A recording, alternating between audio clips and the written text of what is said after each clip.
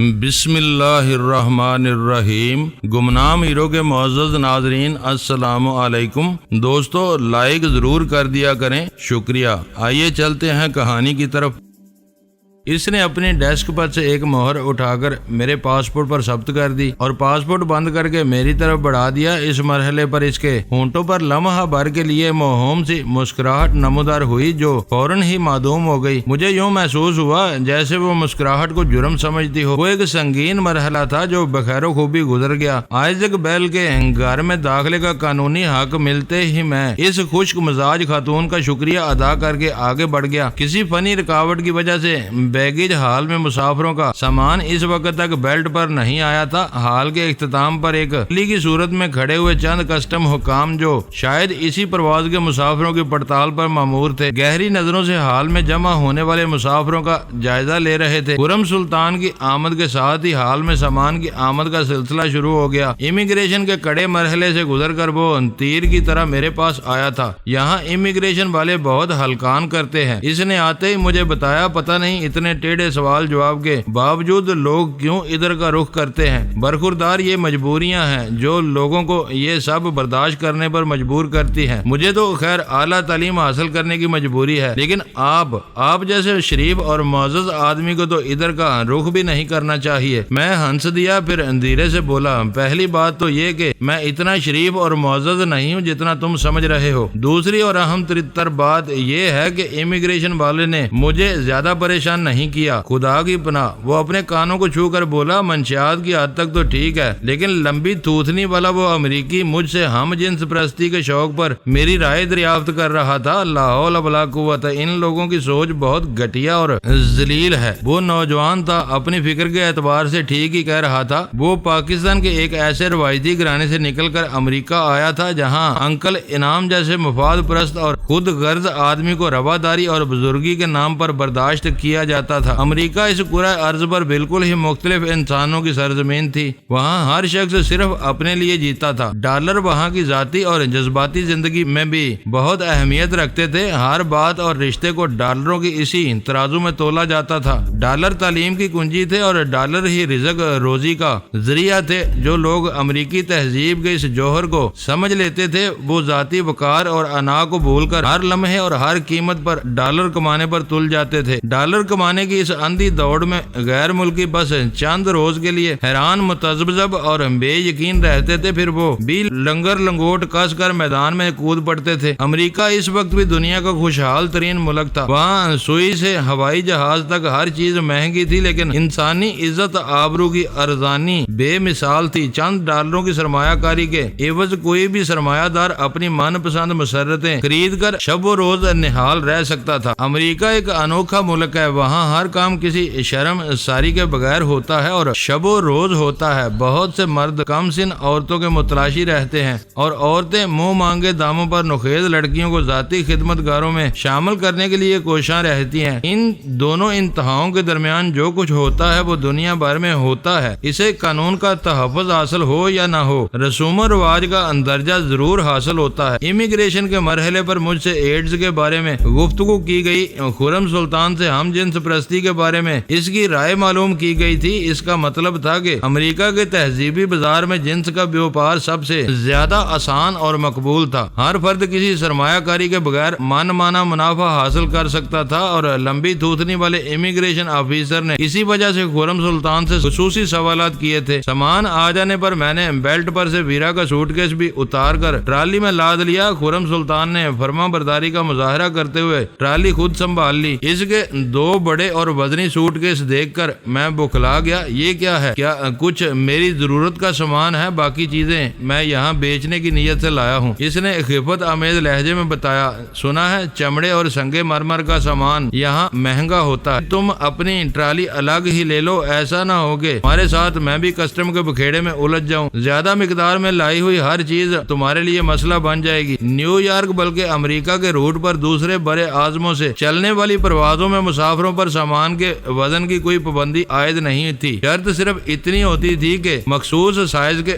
2 suit کے ساتھ لے جا سکتے تھے۔ اس سہولت کی وجہ سے اکثر و بیشتر مسافر ایسی اشیاء بھی ساتھ لے جاتے تھے جو عام حالات میں چھونا بھی گوارا نہ کریں۔ ویرا بھی جلد ہی ہمارے ساتھ آ ملی۔ امیگریشن کے مرحلے سے الگ الگ گزرنے کے بعد تھوڑی دیر کے لیے ہمارا یکجا ہونا خطرناک نہیں تھا۔ میرے اور ویرا کے سامان کی کسٹم چیکنگ میں زیادہ وقت صرف نہیں ہوا، وہاں دوسرے مسافروں کے سامان بھی کھانے پینے کی اشیاء تلاش کی جا رہی تھی، ورنہ دوسری اشیاء کے سلسلے میں نرمی سے کام لیا جا رہا تھا۔ کسٹم کے بعد مجھے خرم کے انتظار میں رکنا پڑا۔ ویرا نے ایک سگریٹ سلگا لی، پھر پرخیال لہجے میں بولی، میں یہاں وقت کیوں خراب کر رہی ہوں، مجھے باہر نکل کر اپنا کام کر لینا چاہیے۔ اس کی تجویز مناسب تھی، میں نے سارا لا کر تائید کی اور وہ نکاسی کے راستے کی طرف چل دی۔ اس کی کارکردگی کا جائزہ لینے کے لیے میں ٹرالی دھکیلتا ہوا اسی طرف ہو لیا۔ امریکہ میں زندگی بہت مصروف ہوتی ہے، ہر شخص اپنے چکروں میں اس طرح گرا رہتا ہے کہ اسے دوسرے کے لیے ذرا بھی وقت نہیں ملتا۔ عمارت کے ممنوعہ حصے کے باہر مسافروں کے لیے آنے والوں کی تعداد بہت کم تھی، ان میں بھی بیشتر ایشیائی اور مقامی کالے چہرے دیکھ کر اندازہ ہو رہا تھا کہ وہ ٹیکسی ڈرائیور یا ان کے ہرکارے ہیں جو شکار کی تلاش میں گھات لگائے وہاں ٹہل رہے ہیں۔ میں ریلنگ کے پیچھے موجود اس مختصر سی بھیڑ کی طرف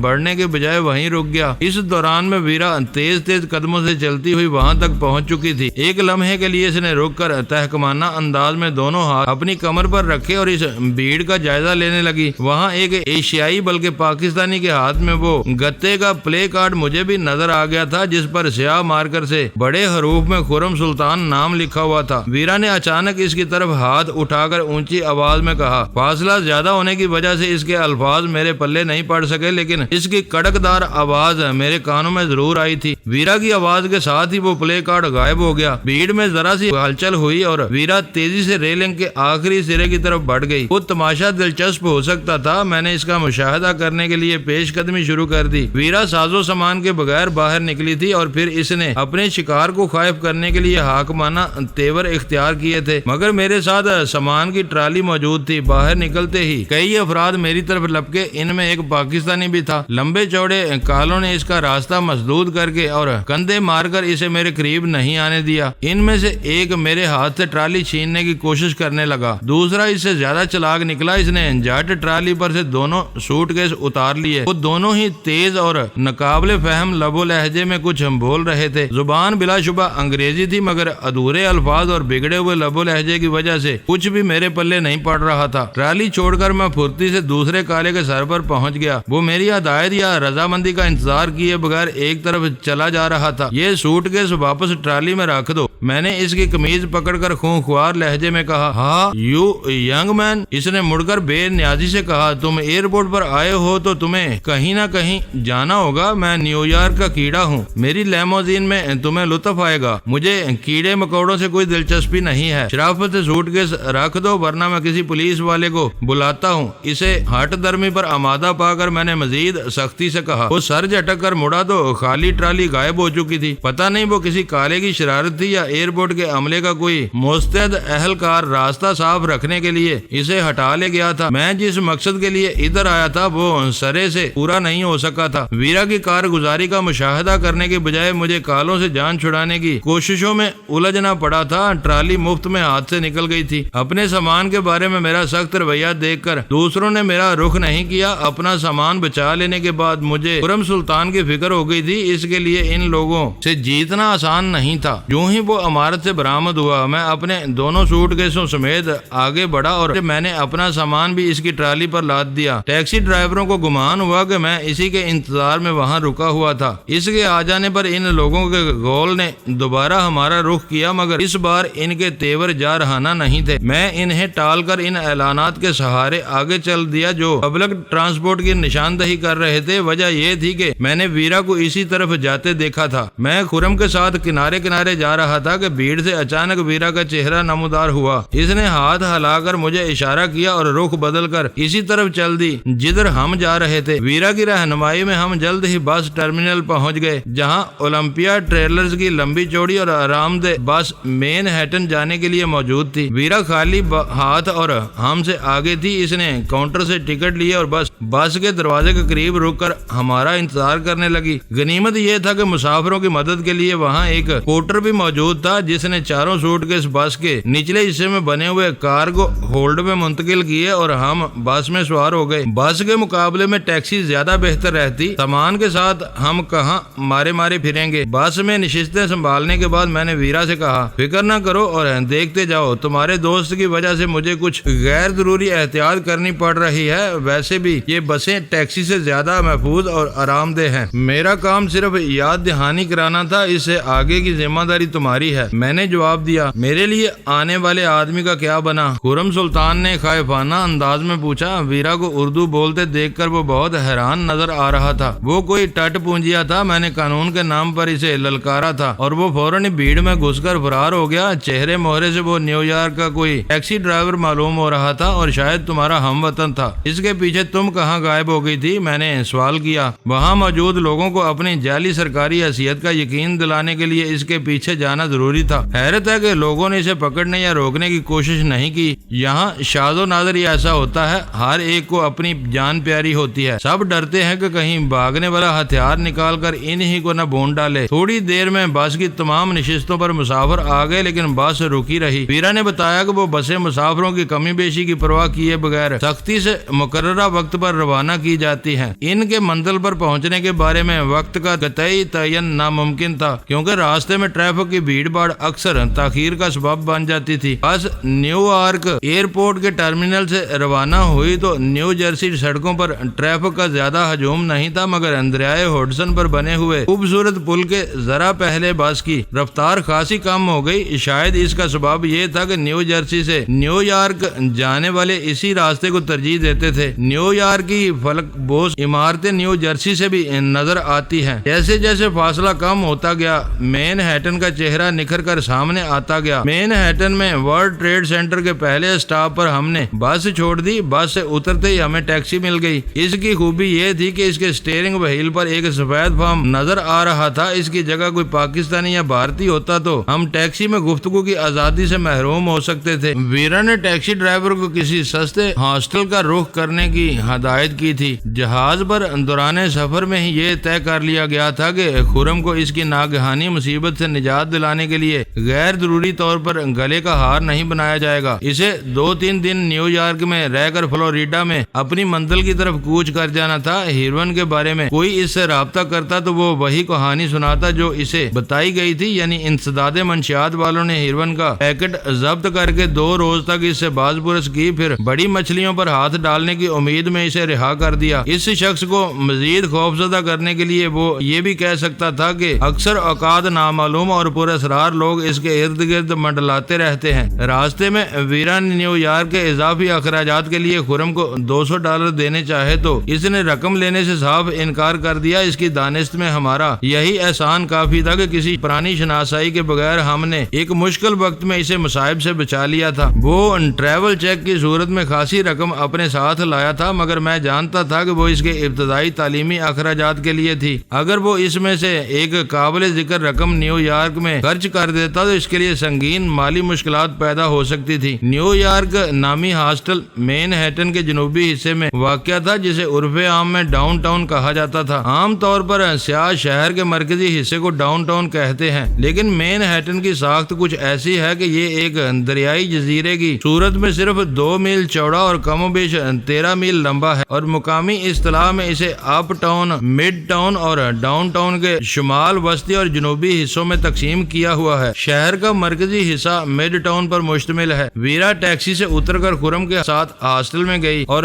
جلد ہی وہ دونوں لوٹ آئے۔ ہاسٹل میں گنجائش موجود تھی، لیکن ٹیکسی سے خرم کے سوٹ کیس اتارنے کے بعد اسے گرم جوشی سے الوداع کہتے ہوئے میں نے $200 کے نوٹ خاموشی سے اس کی جیب میں ڈال دیے۔ ہم تینوں کی رفاقت بہت مختصر لیکن گہری رہی تھی۔ اس نے دل گرفتہ انداز میں ہم دونوں سے ہاتھ ملائے اور جب ٹیکسی وہاں سے روانہ ہوئی تھی اس کی آنکھوں میں آنسو جلملا رہے تھے۔ اب اب کہاں چلوں؟ ٹیکسی کو حرکت میں لانے کے بعد ڈرائیور نے پوچھا مڈ ٹاؤن کے کسی بھی اوسط درجے کے ہوٹل کی طرف چلو، ویرا نے مشورہ دیا۔ شہر کے پر ہجوم ٹریفک میں وہ سفر کافی طویل ثابت ہوا۔ سڑکیں بہت کشادہ تھی لیکن دونوں طرف بنی ہوئی کثیر المنزلہ عمارات کی وجہ سے وہ تنگ محسوس ہو رہی تھی۔ بعض مقامات پر وہ عمارتیں ایک دوسرے سے یوں جڑی ہوئی تھیں کہ ٹیکسی سے کھلا آسمان ہی نظر نہیں آ رہا تھا۔ ہمارے سفر کا یہ دوسرا دور ہوٹل پین پلازا پر ختم ہوا۔ ڈرائیور نے ٹیکسی روکتے ہوئے کہا بیبی یہ شہر کی بہترین جگہ ہے جو میرے علم میں ہے، کرایہ کم اور شہر کے قلب سے نزدیک تر، مجھے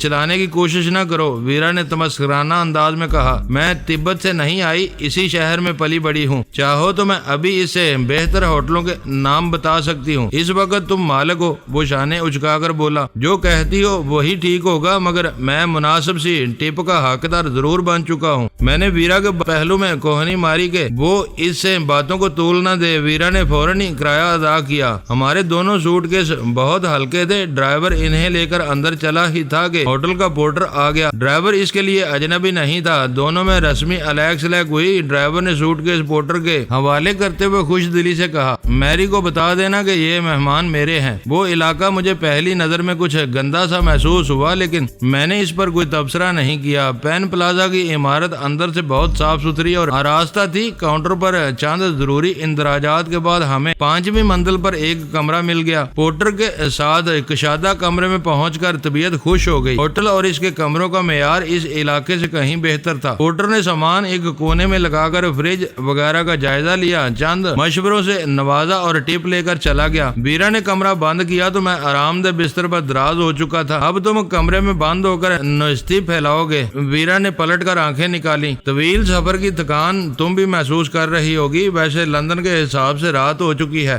جسمانی نظام کو وقت کی تبدیلی سے ہم آہنگ ہونے میں کچھ وقت تو ضرور لگے گا۔ اب تم لندن میں نہیں نیو یارک میں ہو، اسی شہر کی کسی عمارت میں آئزیک بیل کا مسکن ہے۔ ہمیں یہاں ہر لمحے چوکنا رہنا ہوگا۔ غفلت کی اور مارے گئے۔ کیا تم یہ چاہتی ہو کہ میں اٹھ کر اسی وقت سڑکوں پر دوڑ لگانی شروع کر دوں؟ بدری ناتھ ہم سے پہلے یہاں پہنچ چکا ہے، اس نے اپنی CSD شیام ناتھ کو دے دی ہوگی۔ ہمیں سب سے پہلے اسی پر قبضہ کرنا چاہیے، اس کے بغیر تم آئزیک بیل سے چھیڑ چھاڑ نہیں کر سکو گے۔ تھوڑی دیر بعد یہ کام کر لیا جائے گا، پہلے سوٹ کیس خالی کر ڈالو تاکہ میں کپڑے بدل سکوں۔ ویرا جوتے اتار کر سوٹ کیسوں کی طرف متوجہ ہو گئی۔ میں نے ٹیلی ویژن کھول دیا۔ ٹیلی ویژن کے ساتھ ہی ایک تختی رکھی ہوئی تھی جس پر یہ اطلاع درج تھی کہ ہوٹل کے ٹیلی ویژن پر نیو یارک کے 2 کیبل نیٹ ورک بھی دیکھے جا سکتے تھے۔ کپڑے بدل کر ہوٹل میں کافی دیر تک سستانے کے بعد میں نے بدری ناتھ کے کزن کو فون کرنے کا ارادہ کیا اور اس کا نمبر ملا لیا۔ دوسری طرف سے امریکی لب و لہجے میں ایک نسوانی آواز سنائی دی۔ میں نے اپنا نام گرنام بتا کر شیام ناتھ کے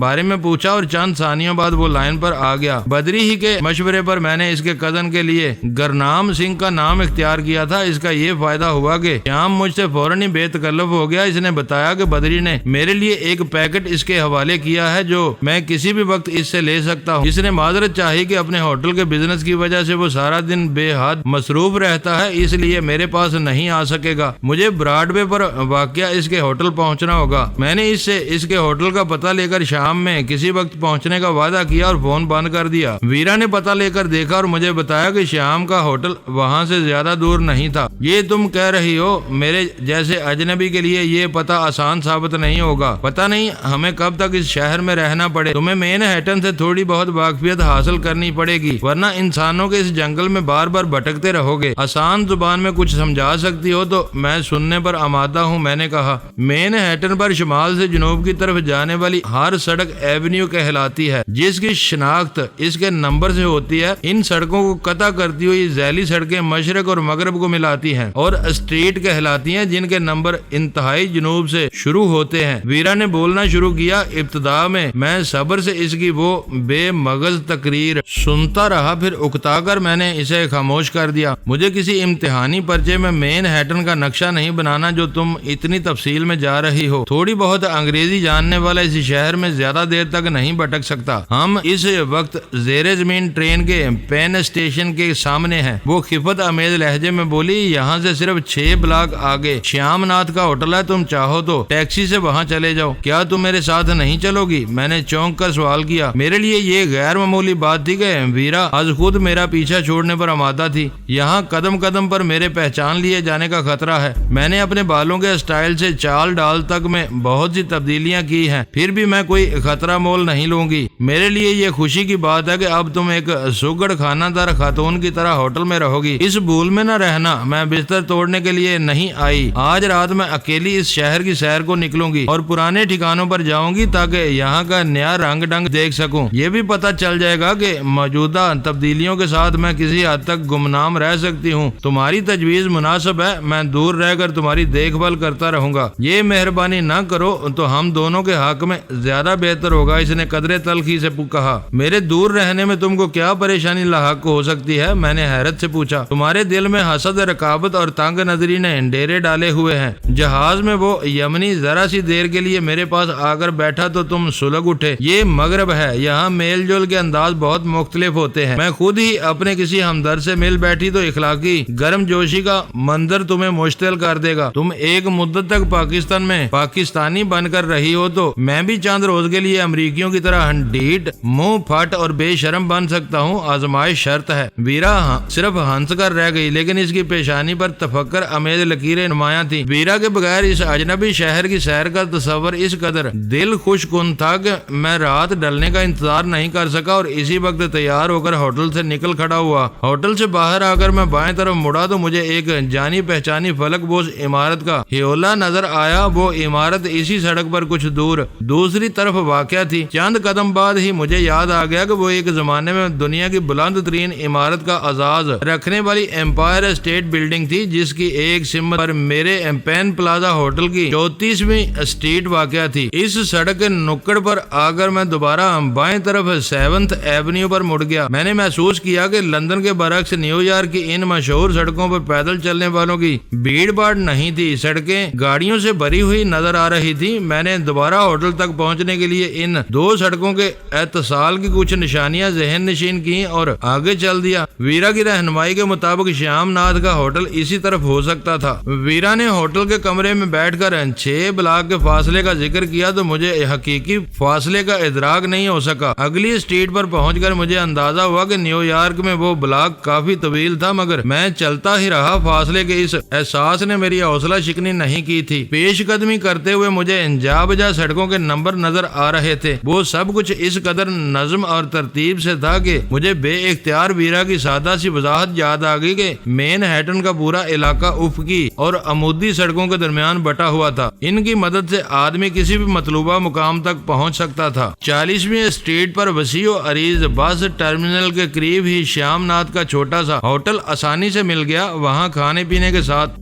گاہکوں کو شراب سے کافی حد تک ہر پسندیدہ مشروب فراہم کرنے کا بندوبست تھا اور شام بیگنے سے پہلے وہاں کی کئی میزیں آباد نظر آ رہی تھی۔ شیام نے خالص ہندوانی انداز میں دونوں ہاتھ جوڑ کر نمستے کے ساتھ میرا استقبال کیا۔ مجھے ایک میز پر بٹھاتے ہی وہ اپنے کیش کاؤنٹر سے بدری ناتھ کا دیا ہوا پیکٹ نکال لایا۔ شیام بہت خوش مزاج اور یار باش آدمی تھا۔ شادی کے جھنجٹ میں پڑے بغیر بے فکری کی زندگی گزار رہا تھا۔ وہ مجھے دیر تک اپنے ساتھ بٹھائے رکھنے اور رات کا کھانا کھلانے پر مصر تھا، مگر CSD ہاتھ آ جانے کے بعد میں جلد از جلد ہوٹل پہنچنا چاہ رہا تھا۔ اس کے ساتھ امریکی بیئر کا ایک بڑا گلاس خالی کرنے کے بعد میں نے اس سے اجازت لے لی۔ باتوں ہی باتوں میں نے اس سے یہ بھی معلوم کر لیا تھا کہ بدری نیو یارک میں کسی گورے کا مہمان تھا جو اسے لینے کے لیے ایئرپورٹ پر آیا تھا، لیکن اس امریکی نے بدری کے مقامی پتے یا ٹھکانے کے بارے میں اسے ایک لفظ بھی نہیں بتایا تھا۔ پورٹ اتھارٹی بس ٹرمینل پر مجھے آسانی سے ٹیکسی مل گئی اور میں چند منٹ میں ہوٹل واپس پہنچ گیا۔ ویرا بہت اضطراب اور پریشانی کے عالم میں میری واپسی کا انتظار کر رہی تھی۔ جس لڑکے کو تم معصوم اور بے گناہ تصور کر رہے تھے وہ ایک انسان کی پینٹ لے چکا ہے، ویرا نے میرے